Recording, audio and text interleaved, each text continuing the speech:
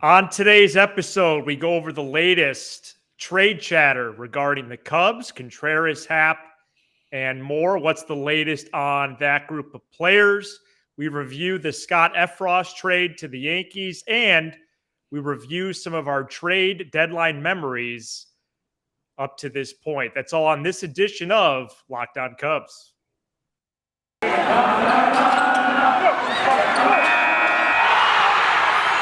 You are Locked On Cubs, your daily Chicago Cubs podcast, part of the Locked On Podcast Network, your team every day.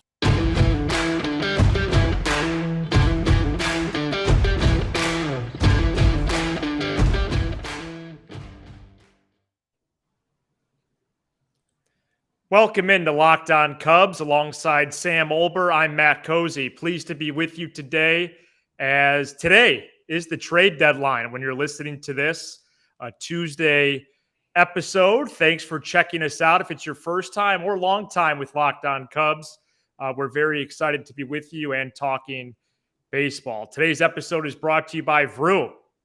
With Vroom, you can buy a car entirely online and have it delivered straight to you, so you never have to go to a dealership again. So next time you need to buy a car, just grab your phone, go to vroom.com. That's VROOM.com,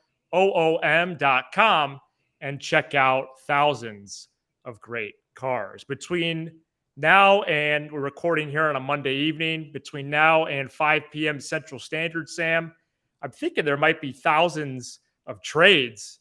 It's not going to be that much. It certainly feels like it right now. Juan Soto is, I would say, legitimately holding up the market. We'll see what happens with him. There's 3 teams that have final offers on the Nationals outfielder. And I think the Cubs returns and Cubs market, especially with Happ, but to an extent Contreras as well, is just being impacted by that right now. I'm doing fine. Thank you for asking. It's been a tough Monday. My chain broke. I was sorry to see that. You look fantastic. I look like I just got out of bed. I got to step up my game.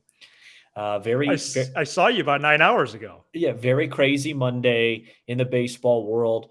I think you're right.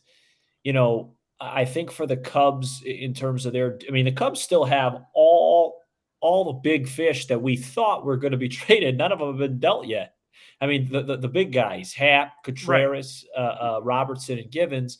I think the Astros acquiring Christian Vasquez pretty much narrows down the Contreras sweepstakes, and I do think you and I both believe that he will be packaged with one or maybe even more guys. I think that really makes it either a Padres or Mets situation. Obviously, to your point, the Padres are going to wait as long as they can on Juan Soto. Now, I've seen a lot of chatter on Twitter. Well, what if Rizzo just holds us up to the very last second and the Cubs don't have time? That Jed Hoyer's not going to let that happen. Okay, he's gonna, he'll navigate around that, and it's a 3-team bidding war right now for Soto. It's the Padres, it's the Dodgers, it's the Cardinals. I think the best case scenario for the Cubs, both short and long term, would be the Dodgers acquire Soto, and then this leaves the Cardinals, somebody in the division, not having to deal with him, and then leaves the Padres desperate to make a deal for hopefully Contreras and Happ. So we'll see. I do think, what did we say originally? I think we said Padres and Mets for Contreras, right? Yeah, Astros maybe, and they're out of it now. And so it looks like that's going to be the case. And then Happ, I think I said Yankees, I said White Sox and somebody. I said Yankees, Padres, I think. Yeah, so Padres, yeah, so that's still alive. And we'll see. I mean, it's going to happen tomorrow. I would be shocked if they held on to these guys. But then again, I said I'd be shocked if they traded Scott Effross. And by the way, comment below. We'll talk about that later on. The Effross deal. I still can't believe that happened. I owe people some money, but we'll talk about that. We'll get into that. Yeah, we'll see. Givens. I heard some Givens and White Sox rumors again. Givens to White Sox. I got to tell you, Matt, I'm tired of White Sox trades. I'm ready for this trade season to be over. I'm tired. These rumors are exhausting. I feel bad for the players. Yes, they're human too. and I just want to move forward and just watch my baseball team again and talk about, on the field stuff. But we're going to have a really busy day tomorrow. It looks like, Yeah. I have Twitter open. I'm looking like a hawk here, making sure no news breaks. Right. Um, but we'll see. I mean, the Cubs got to be the busiest team with the deadline tomorrow. They got 4 guys they got to deal. Yeah, I would say so. Buster Olney actually had that exact quote on Sunday Night Baseball the other night. And I think that for the Cubs right now, they're in a great spot in terms of playing the leverage game and just seeing what happens, especially following the Soto deal. Soto to the Cardinals would be Ooh, a trouble. nightmare as a diehard Nightmare. Cubs fan. Nightmare on Soto Elm to the Street. Dodgers would be really enticing because, first of all, it'd be one of the best lineups in the history of the sport, at least one of the best 1 through 4s. No. You're And right. I'm laughing in agreement. and secondly, I think if Soto goes to the Dodgers, you have what's at play in terms of the Padres is a blockbuster or semi blockbuster with the Cubs, because I could see AJ Preller going for Contreras, Happ, and Robertson, just as Ken Rosenthal reported the other night in The Athletic. And in that scenario, I think Jed Hoyer would be able to get from the Padres one of their top 3. Another one in maybe the teens or the 20s of the rankings, and then Hosmer or Snell. And so a lot of moving parts there, but I think that would be very intriguing. I think you could get a headline prospect there. For whatever reason, the Mets doesn't excite me very much. Well, we already crushed him in You a deal know, last year. yeah, and maybe that's why they're sitting on their hands a little bit. If they keep doing that, especially if Soto goes to the Dodgers and the Padres want to play spender with the Cubs, hey, that's their prerogative. Okay, you have needs at catcher and DH. Contreras fits not one but both of those. It's up to you, okay, Mets. But yeah, I think it's interesting. And then in terms of those scenarios, Sam, and then just within the last hour, John Heyman brought up a new team as a suitor for Ian Happ. That if the Dodgers don't get Soto, they're in conversations with the Cubs about Happ. Really? Yeah. Yeah, I can't. The Mets, Steve Cohen and the Mets are going to make a move. I mean, Okay. don't you feel like they have to? The Yankees just got Effross, Montas, and Benintendi. They're in the same city. If the Dodgers are in the mix for Soto, the Padres have made moves. The Mets haven't been this good in a long time. I mean, I guess outside of 15, of course, where Daniel Murphy. I'm not going to finish that sentence. Yeah. No. I just feel like the Mets are going to be aggressive at some point. I think they're just kind of playing coy. Because think about it, the Mets were the ones. Remember that report that leaked over the weekend or on Friday that was like, "Hey, the Contreras price is too high, so we're pivoting to Christian Vasquez." Well, he's gone. Yeah. Now That's true. JD Martinez is going to probably be dealt. Maybe he goes to the Mets. That would be a huge acquisition for any team. Yeah, I mean, think about the names still on the board here as we approach 9:50 Central Standard. Josh Bell, It's Juan like old Soto. school radio. What's next? Yeah. The temperature?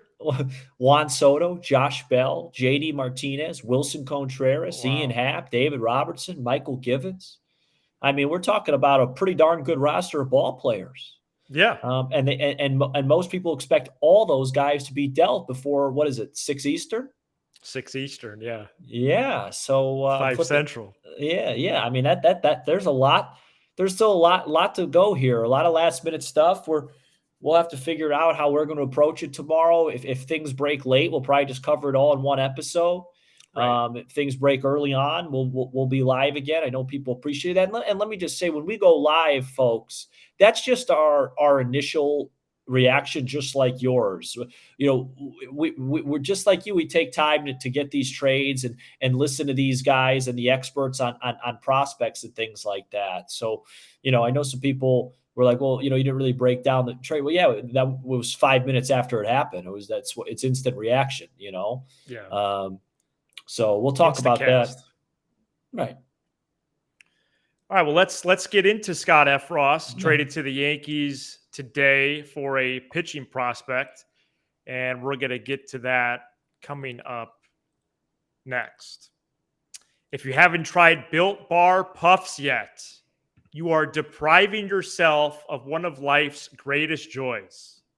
And guess what? There's a new flavor. Ready? Delicious, indulgent cookie dough. You know cookie dough, covered in chocolate. That's right. Built has done it again. You're going to love the new cookie dough chunk puff. Whether you need a snack for your workout, a late night treat, or just need to grab a quick bite, Built is the perfect protein bar, and they taste better than a candy bar. Ditch the calories, fat, and sugar, and grab yourself a Built bar. Go to Built.com, use promo code LOCK15, and get 15% off your order. That's promo code LOCKed15. Yeah, I really want a Built bar right now. We still haven't been sent them yet. I really want one. I want one more than I want anything right now after that read. It sounds really good, and I feel like it's an opportunity for you to eat live on the air. Yeah, which I will do on this show. So earlier today, we did go live when Scott Effross was traded. Can you We've pronounce now the gone name of the live. guy? Sorry, what? Can you pronounce the name of the guy they got back so I don't botch it? Yes, it is Hayden Wesneski. Wesneski. Okay. Yes. We have now gone live twice in the last 3 days for relief pitchers. The reason why we have done this, at least in today's terms, is because it was a complete shock. Scott Effross was not on the trade radar. He wasn't on the radar, sonar, nothing. But the fact is he's an excellent reliever on a bad team. It did stink initially hearing the news, and I think for us in the instant reaction show earlier today on YouTube, a lot of that definitely came out. I thought Sam, and I'm sure he'll expound on it in a minute, did a great job. Also kind of leading into why the Cubs would make that move. I didn't really see that anywhere else in the first couple hours, by the way. It took time for people to reflect on this, including myself. Effross is a good pitcher. He's a unique piece to the bullpen. He's going to help the Yankees this year and beyond. He could very well be pitching in big moments in October. That'd be cool to see. But my biggest thing since when we recorded at about 12:30 p.m. is, when is trading a relief pitcher for a starting pitcher a bad idea? That's kind of what I've come to. Yeah, and I tried to explain that, on the show. I was more upset because I like Scott Effross. Yeah, we like him. Yeah. At the end of the day, relief pitchers are the most volatile thing in baseball. I mean, there's examples. I mean, look at, the Mariners had to get rid of Edwin Diaz a couple years ago. He was so bad. This year, he's having one of the greatest seasons in the history of closers. Right. Aroldis Chapman, who we'll probably talk about in a little bit, trade deadline memories, lost his closing job this year. It's Josh Hader, who just got traded. It's a great, probably the best example, is a guy that, was the most dominant reliever in the game for a 3-4 year stretch and just had a month where, was throwing batting practice. So even though Effross's peripherals are great, when I say peripherals, I mean the stuff beyond the numbers, right? His ground ball rate, his whiff rate, his hard hit rate, they're all really good. And it looks like he's a really sustainable reliever. But I'm just speaking for what I think Jed Hoyer was thinking here. You are never going to get a chance to sell higher on Scott Effross. And if he does have a bad couple of weeks, there it goes.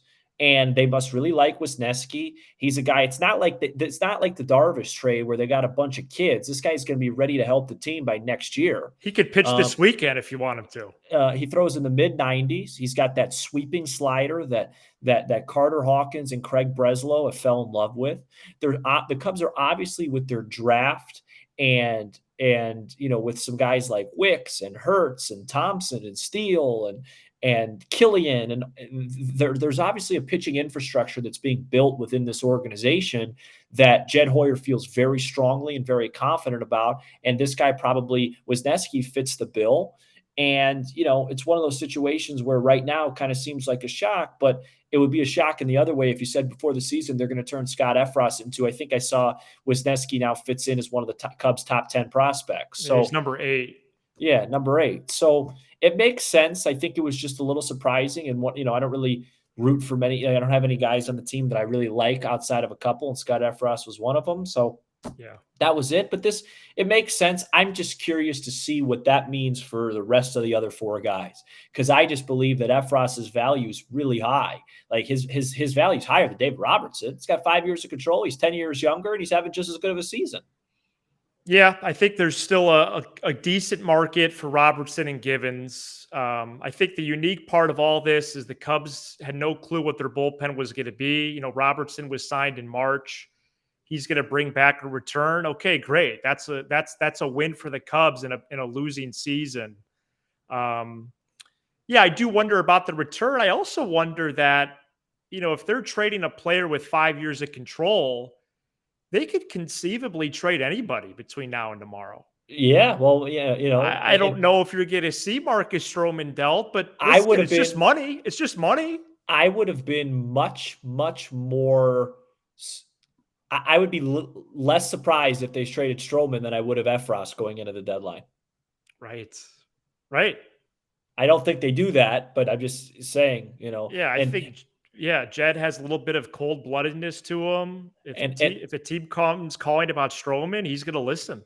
And I was quoted on this show saying that if Scott Effross would be traded, I would pay every single follower that I have $5. So what I'm going to do is I'd like you to, I got a sneeze coming at the worst time. I'd love for everybody comment some charities down below. And I'm going to make a lump sum donation because I'm a man of my word. And that's embarrassing that I said that live on this show was completely wrong. So the charities, any type of charity, but sick children would be my number one. If anyone knows any charities like that, have a direct line that I could just go straight to, and I will make that donation instead of just paying people directly. Might as well use it for a good cause. What's $5 going to do to these followers anyway? Might as well just combine it up and give it to somebody that could use it in honor of Scott Effross. Yeah, there was a couple comments that we got on Twitter, Sam, that I wanted to share. One was from Nate, who said he's so surprised Effross got dealt, but at least the return was sizable and addressed the need. Finally, a starter with some swing and miss in his game. I'll be waiting for a Venmo, Sam.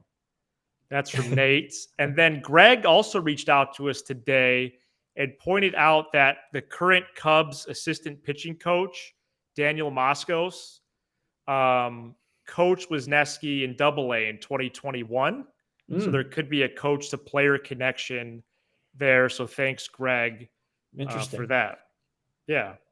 And the only other thing I would say on Wesneski, Sam, would be, he has more years of control than Effross. He's 4 years younger than Effross. He's a starting pitcher. He's on the verge, and I support him going to Iowa or going to the pitch lab in Arizona first. But this dude is going to be competing for a spot in the 23 rotation. You might see him even this September. And can I? I'm just going to make one point here. Yes. That's interesting. So next year, when you're looking at the rotation, you got Stroman. Are you talking the people in the org right now, right? Yes. Okay. You got Stroman, most likely.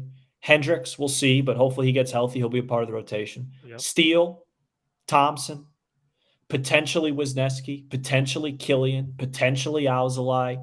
I counted 7 or 8 names earlier. I did this same thing. That's pretty much all the names. Yeah, so that's a lot of names. That's a lot of depth. You never could have too much starting pitching depth. But just here's what I was thinking about today during my shower.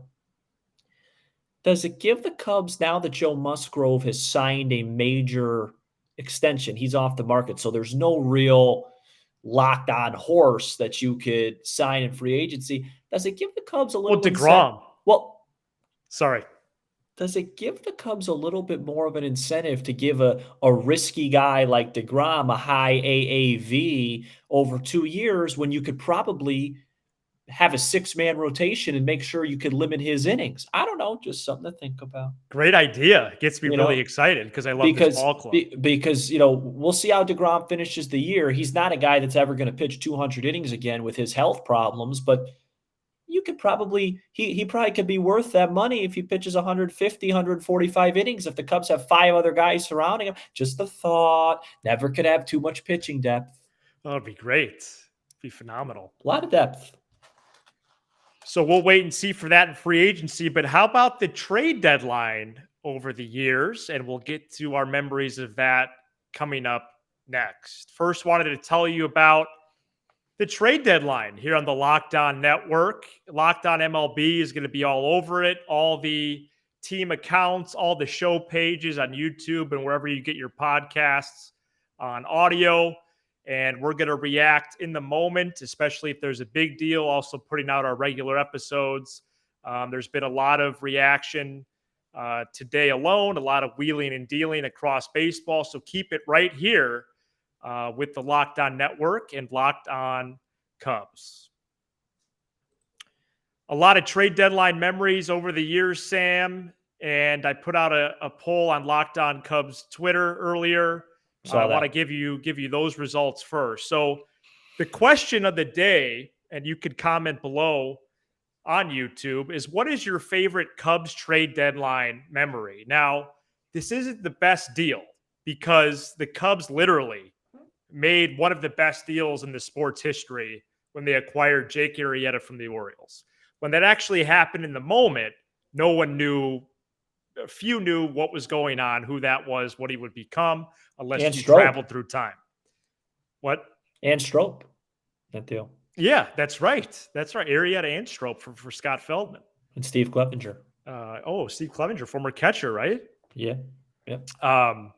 So when you were most excited when the trade actually occurred, okay, one of my first memories is actually a while ago, wasn't even on the poll, when the Cubs got Fred McGriff.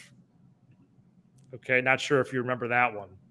I was a little young for me. A little young for that. Okay, a little bit older than but you. I mean, I remember it, but it didn't make my list. Aramis Ramirez and Kenny Lofton from the Pirates in 2003. Okay, and was Randall Simon a part of that? He not in the same deal. It was like 2 or 3 weeks later in a waiver deal. Oh, because Randall Simon was a big part of that team too. People forget. Yes, you're right. You're right. Nomar Garciaparra. Huge. From the Red Sox in 2004. Man, I remember that well. Rich Harden in 2008 from the Oakland A's. He got literally no votes. And I believe Josh Donaldson went to the A's in that deal, and he wasn't even the headliner. Right. He was a catcher at the time. Yeah. And Aroldis Chapman from the Yankees in 2016. Yeah, that's who I voted for. That was 41%. Aram and Lofton 30, Nomar 29, and Harden with a goose egg. But what is your favorite trade deadline memory? Put it in the comments. How about you, Sam? Yeah, I mean, the Chapman one, like, how do you not choose that? I mean, they won the World Series, and without him, they don't. So, right. In the moment, though, that was really exciting too. And actually, it was a few days before the deadline. I remember I was napping, and I woke up, and my phone exploded, and I couldn't believe the Cubs had somebody at the time like Aroldis Chapman. I still remember his first outing was against the Sox. It was like the Cubs were up like 9-1 or 8-1. He came in and just blew away the Sox.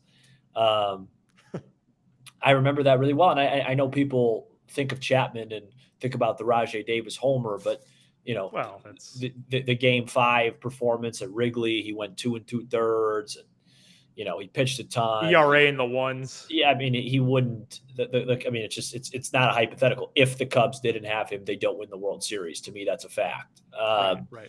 So that one's easy. I mean, the Aramis one is, Aramis was such a fixture for so much of our childhood. He became a cornerstone. And Aramis, he really struggled in 07 and 08 in the postseason, Aramis, and granted those are one series each. But in 03, I mean, he was dynamite against the Marlins. I remember he had a grand slam in Florida. I think it was game 4. I think it was game 4, first inning. He had a grand slam in that series.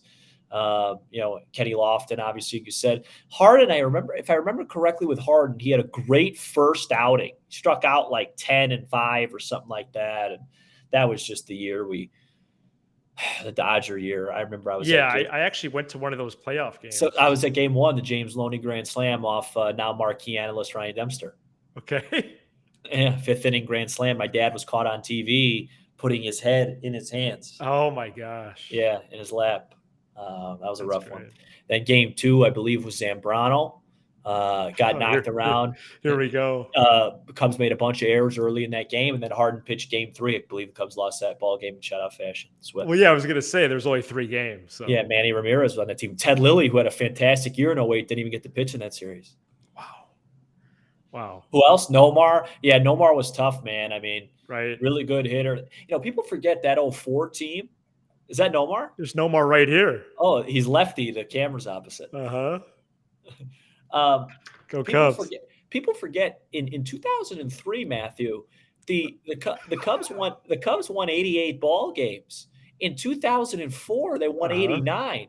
Wow, a difference of 1 game. But they were actually a game better in 04, but that 04 Cubs team is probably the most disappointing Cubs team maybe in the history of our lifetime. I think 69 takes the cake, obviously. That was rough. But that 04 team, I mean, Sosa, so much hype. Alou, Aramis, Garcia Parra, Pryor, Wood, Club. I mean, I still remember when they signed Maddox in March. Oh, Maddox. Right. Yeah, Gregory Maddox. Yeah, no, they were. But you know what? Before we wrap up, Jed Hoyer and Theo have done an outstanding job selling at the deadline. I mean, we talked about the Feldman deal. They got Hendricks. I think was it the Dempster deal at the deadline for Hendricks? Yes. Who did they get for Garza? Was it Carl Edwards? And that one, I don't want to. I think so. Yeah. They've had a lot of success. I know now it doesn't sound great, but it helped them win the World Series. They got Addison Russell at the deadline for Jason Hamill and Samardzija, I think it was, right? Yeah, then Hamill re-signed. Yeah, then Hamill re-signed, right? Yeah, no, the Cubs have made some. The step one for the Cubs in terms of these trades hasn't been the problem. It's the development and then the sustainability that didn't work out. Right. All right, thanks everybody for tuning in. Okay, so stay with us here on Locked On Cubs between now and 5 Central when the deadline occurs. We may pop up live. We may do a quick recap of the trades and push them on YouTube. Otherwise, be with us for our regular episode here on Wednesday, which will be sure to be exciting and a big one. For all the latest Cubs discussion on YouTube, be sure to hit that subscribe button. We're getting close to 1,000. Also, the notification bell for when we go live, and smash the like button on all your favorite Cubs content. We're also on Apple, Spotify, wherever you get your podcast. And remember, you can leave us a voicemail or drop us a text, 312-834-4634. Thanks for making Locked On Cubs your first listen every day. Now make your second listen the Locked On MLB podcast. MLB expert Paul Francis Sullivan brings humor, passion, unique perspective on every team and the biggest stories around the league. And it's sure to be a lot of big stories between now and the deadline. Anything else as we wrap up? No. That was really fun. Okay, awesome. For Sam Olber, I'm Matt Cozy. This is a trade deadline version of Locked On Cubs.